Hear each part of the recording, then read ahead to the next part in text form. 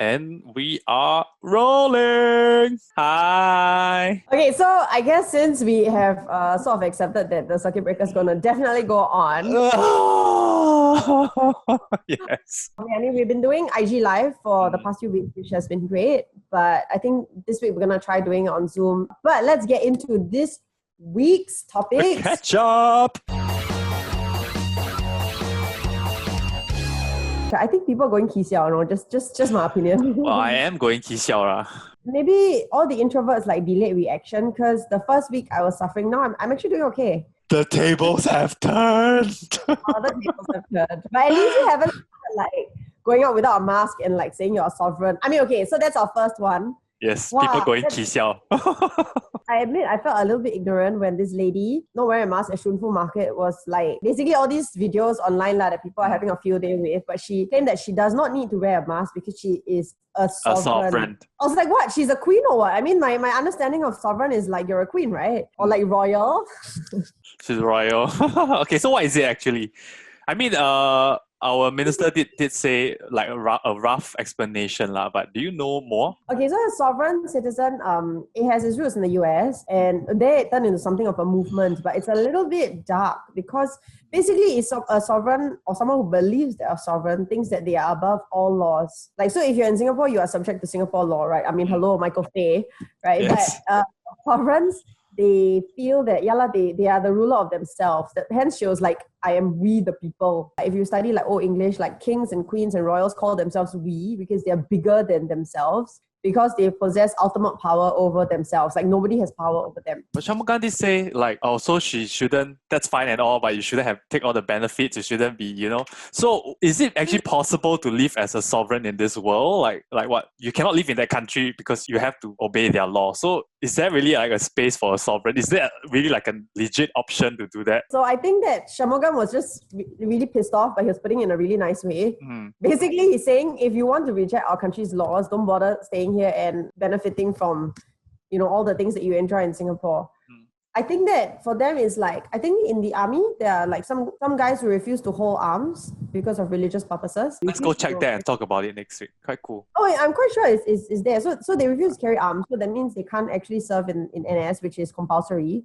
So they are just thrown into DB law, like detention barracks. Oh, really?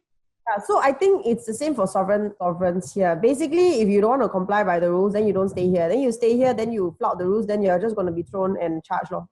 Which I think is fair. Sovereign fair lah, but if you don't carry arms because of religion, I don't know if that's okay. I mean, you can still do club and stuff like that, right? I don't know, like driver or something. So, but I think for like BMT, you still have to carry arms and all. Let me go research that. I'm actually quite interested to find out. Even if you're not actually carrying arms, you are serving the army with the view to carry arms, and your colleagues in the army are all carrying arms. So maybe they're a bit more like absolute, like, okay, I don't want to have anything to do with anything that... Do you watch this movie by Andrew Garfield? Then he's basically this guy. Like he because of his religion, he doesn't carry an arm, so he serves as a medic. And in the wartime, he basically is a war hero. Like he saved like 30 over people, but he didn't have a single arm on him. So if I'm not wrong, I think our government has placed a line like to do something like that is you're crossing the line lah. And then we are very tolerant to religion, but our law is the king. Yeah. But I'll go and check that. I'm interested. I don't think that they are parallels because one is a religion and one is a movement, right? So I don't think they are direct parallels. But yeah, so I'm not for this sovereign thing. But the not carrying arms one, I let's go and research a bit more before we talk about it. Yeah. I mean, that's my understanding of it lah. But cool. For this sovereign one, I guess I agree with Shamugam. You want to stay in our country? Follow the law. Okay, so in further, I think people are going ki-siao from being yes, ki-siao edition.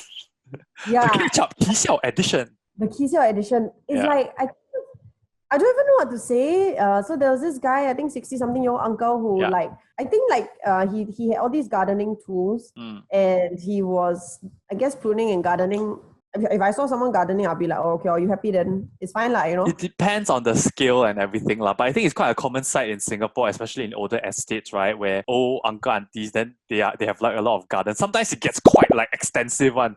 Then they just do their gardening there, lah. But I don't know where this person is doing all this stuff. But basically he got caught and then he was asked to leave or something, lah. Then he stabbed him. He successfully stabbed him. Okay, I thought he attempted to stab. He successfully stabbed him. Now he's being charged, and if the charge goes through, it's 15 years in prison. So now I think they're charging him for possession of offensive weapons. To be fair, attempted murder. They're charging him for attempted murder. Yeah, I mean that's one, like, he's investigated for possession of offensive weapons, but actually those were his gardening tools. Yeah, the victim had serious injuries to his chest, his arm, and his hand. Oh wow, so jialat. It's actually quite serious. Quite serious. But I feel like the officers, maybe they can be nicer and polite about it when they tell people off. But in this case, this other guy like really overstepped lah. The poor guy that he stabbed had to undergo surgery. Then again, I think there's no question that this stabbing uncle is in the wrong. There's no question about it. I don't think anybody is gonna refuse that. But like, I think this whole CB period is making a lot of people very ki-siao. Like, no joke. Like, there are people that are really going ki-siao. And we talked about this last week on the IG Live, like basically the mental health issue and how a lot of people are being forced to stay in very cramped homes with a lot of different people from different generations. Like for me, like, I have kids at home, right? I'm an introvert, so I actually love spending time at home. But with the kids around me, I love my kids, but 24/7, like, it's really also giving me a headache. I can feel my mental health kind of, like, you know, falling slowly. So like, I cannot imagine people in like worse situation, like much worse situation than me, and they can just snap lah. So I think like if this CB is gonna last longer, you have to really take measures to take. I have friends that are having episodes of depression and mental illness, like not one, like a handful. And to me, I don't have a lot of friends. So when I see so many, when I have this many friends who are actually suffering like that, I'm actually kind of getting like worried, like, oh, this is real. Honestly, like, the numbers have been dropping, and I know we cannot open up entirely, but I think easing up on certain things like the parks, maybe. I think because I think like a lot of these old folks, like for example this uncle, right, he's probably used to gardening. I mean, like you said, in the older neighborhood, some of the old people, because most of us, like you and I, right, we live in flats and we don't have the luxury of having our own gardens, right? So I actually think it's kind of nice when I go to old estates and I see the old folks like pruning and gardening like the plants in their area. Some of them is like public property. You know, it's kind of nice because you give them something to do and maybe they just like gardening, right? So I think maybe the first thing that could be eased up is with the correct measures, of course, and very cautiously, like maybe the parks can be slowly opened up a little bit. At least people get some fresh air. How to regulate that though? So hard. Like even like small areas, like for me, like, can you please open the fitness area? And then also like now all the open areas are being boxed up, you know, so I can't even bring my kids down. Yeah. You're bringing your kids who stay with you anyway. Just keep them with you. Cannot. I actually got personally told off by someone because I was exercising with my kids in an open area. I was at least 5 meters away from everybody. He took the effort to walk to me and tell me off. No, that's driving me crazy also. Yeah. It's driving me crazy because all these like would-be vigilantes also, right? Maybe they are going ki-siao and this is their way of coping well. But I think if the official statement is we can open the park slowly, because a lot of these people, like, they really take wholesale whatever is dished out to them from the government. So I think if we slowly, like for example, you bringing your own kids down, I think can slowly be allowed, or like some uncle like pruning the garden. A lot of parents are very stressed over kids not keeping up because they have been away from school for a long time. My kids are in preschool and even I feel that. So I can imagine the primary school, secondary school parents, like, they must be feeling really pressured at this point. So we are actually still doing stay-home work. So our workload hasn't decreased. But now we also have an additional role of being teachers to our kids, you know, and we have to basically study their syllabus and teach them their syllabus. If not, they are just wasting away at home, right? There's been an article that's been written about how for kids, it's not so straightforward. Basically, there are other ways that your kids are learning. I actually watched... I hate it when people say that shit. Really? Like, oh, there are other ways to learn. You can play. You can use to play. You play with them 24/7. I play with them. We do so much stuff with them. We do board games. We do arts and craft. We do everything, anything you can think of, we have done. And there's so many like resources out there. But the resources are so easy to watch. But they're they are very tedious to do. How many of these things can you do in a day? You spend an hour preparing, you spend 45 minutes playing with them. Then that's the end of that activity. Then you have to restart and do something else and research and find. That's how many hours of work. Me and my wife, we basically just cut our work to very minimal. We're spending a lot of time with our kids. But not everybody have that luxury of that. And even I'm feeling pressured. I was actually coming from the place of, I actually watched one of Kate's live videos where you guys dinosaur activity, and I thought that's the cutest thing ever, and I thought that was so good, and I was gonna say well done to Kate for like teaching your kids in a way. But you wall out that range, my dude. I mean, I feel like you've been doing a good like way of teaching them through play, but then you say you sound very irritated with this like learning through play thing. So funny. We are also like giving people a lot of, we are trying to do very simple things like minimal research, but you know, like very helpful, like, you know, like high ROI things lah. But it's impossible to sustain. I'm sure. So any parents, please don't stress yourselves up. Like I think all of you are doing a good job. I think a lot of my friends who are parents are suffering from the mom and dad guilt. Like they feel like they're not doing enough. Right? I think you're definitely doing enough. And yes, kids can do play, so it's okay. I think the only thing that has been said many times is try to reduce their screen time. But all my parents are like, wow, you need to give them some time from the screen, because if the parents have no break. No sanity, man. Yeah, even like for us, we used to only do 20 minutes a day. Now we do 3 times 20 minutes a day. That 20 minutes, like,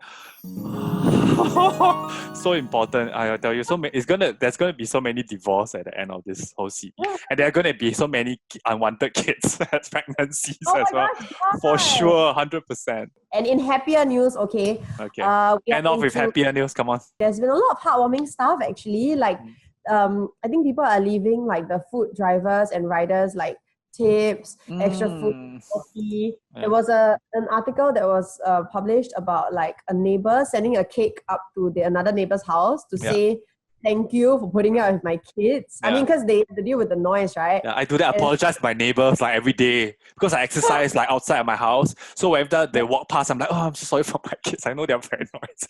But it's very nice for them to send a cake, and it's very nice for the neighbors to be understanding at this point. There's very minimal complaint from neighbors about noisy kids. So I'm just saying that the positive thing I feel that has come out of this is like, for example, the article, right? I think this neighbor has never talked to the neighbor at all. But then because they wanted to send them a cake, they actually talked through the balcony. But the upstairs neighbor's saliva will fall down. But you're not making an effort to connect because there's empathy, right?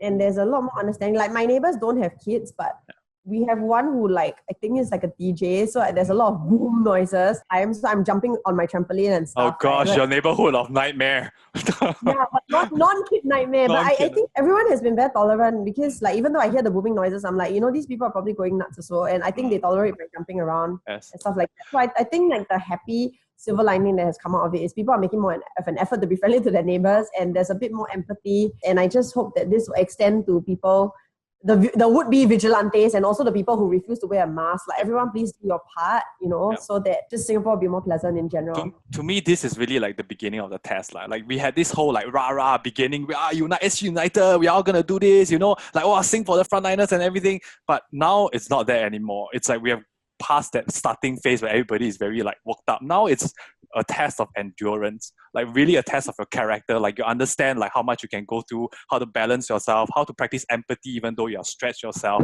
And I think now is a great time. At least for me, I feel like I'm trying to test myself and see how much who I really am as a character. It is really a test of that for everyone. So I hope everybody passed with flying colors. Yes, come on, let's stick together. Yeah!